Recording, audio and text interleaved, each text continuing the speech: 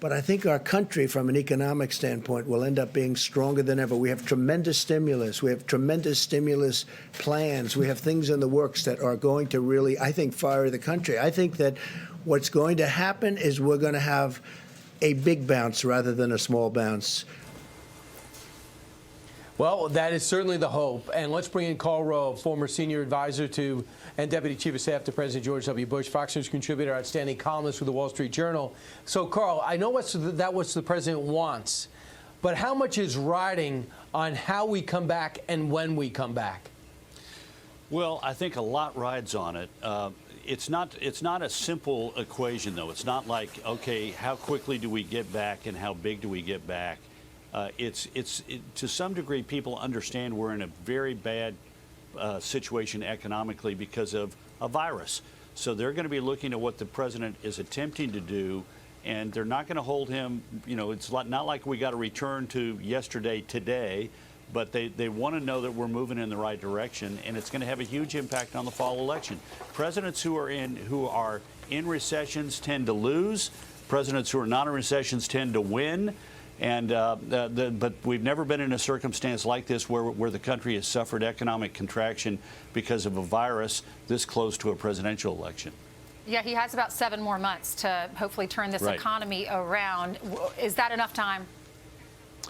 Well, look, again, it gets back to, you know, it is the perception that we're going in the right place. And people are not going to hold the president responsible for being in the bad economic straits. That was the virus. Their question is going to be, does he seem to be doing the things that are reasonable and prudent to get us back to economic health as rapidly as possible? And that's a different judgment than is everything great for me today?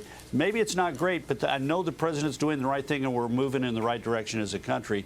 That's more important. But it's going to be tough. No ifs, ands, or buts about it. Think about it. He's had 2 huge challenges. The challenge of confronting the coronavirus and now restarting the economy. Karl, would it be safe to say that Donald Trump's presidency and reelection hangs on how he handles this? Well, yes, as long as this is both things. People are going to judge him on the coronavirus handling. They're going to judge him on the economy. And again, though, we got to be a little, you know, think about it from the perspective of the ordinary American. They're not saying, well, he caused the virus. And they're not going to say he caused the contraction. They're going to say, how does he seem to be handling this, and does he seem to be moving us in the right direction?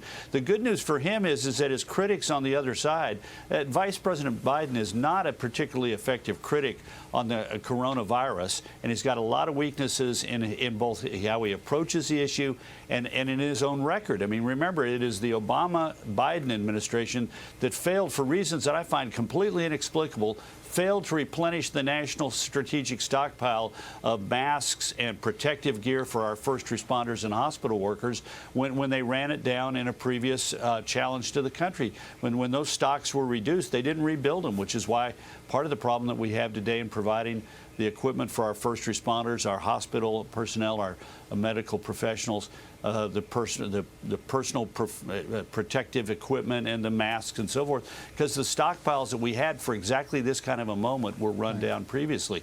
And then, of course, this new ad that the Trump campaign has released on China, I think is particularly devastating, because at a moment when Trump was taking a very tough stance, Biden was attacking him, calling him xenophobic and racist. And now, in retrospect, it was one of the reasons why that we are in better shape than we would have been if we had not taken that tough step.